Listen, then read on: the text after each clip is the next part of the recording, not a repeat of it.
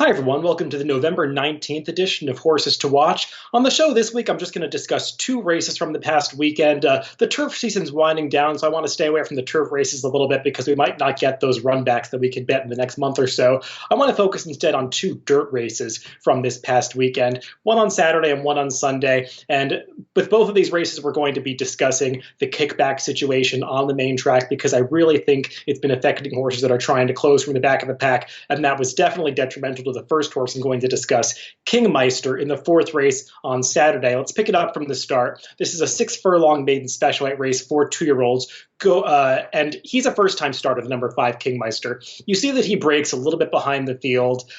He's about a length slowly out of the gate, and Manny Franco, his jockey, isn't really rushing him along. Obviously, this is a 2-year-old that probably is going to want some more ground, and he's giving him a bit of an education in the early going.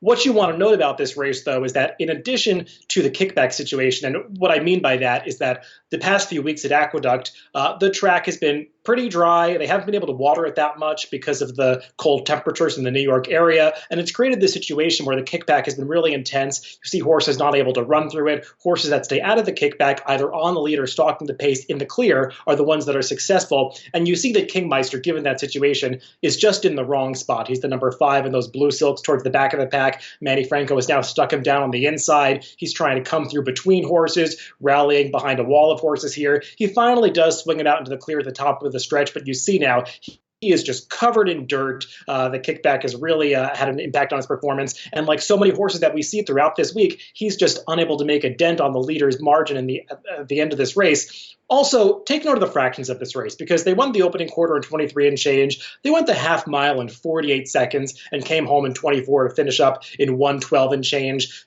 You just can't close into those types of fractions over a really dry, dead dirt course like Aqueduct, even when the track is fair. And given how the kickback was affecting closers, it just compromised the chances of Meister to a really ridiculous degree. So I don't want to hold it against him that he made no impact at the end of this race. He's a horse that had shown some ability in his workouts leading up to this first start, and I think we're going to see him do a lot better with this race under his belt when he gets to stretch out in distance next time out.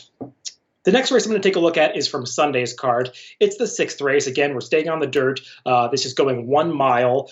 This is a New York bred allowance race, and we'll pick it up from the start. I want to focus on the number 1 horse, Danny California. And what went wrong for Meister is very, very similar to what was wrong for this horse. Obviously, he's a bit experienced. This is a race for older horses. But again, this is a very slow-paced situation, a race that did not feature much speed at all. And Danny California broke a little bit flat-footed. He's towards the inside, and his rider just takes him to the back of the pack. And you're going to see as they head down the backstretch, the field really bunches up. The horse that takes the early lead, the number 4, Turbulence, is going to lead this field from gate to wire. So it really did advantage the front runners. The horse that finishes second is actually the only other horse that's racing in the clear for the entire race, the number 6, Pipes. And as I was saying, they stood out of the kickback and they were successful. The horse that might be taking the worst of the kickback is the number 1, Danny California. You see, not only is he taking all that dirt in his face right now, but his rider is having to restrain him at the back of the pack, not happy with the slow pace of this race. 25 to the quarter, 50 to the half mile. It's just ridiculously slow fractions for a race of this quality.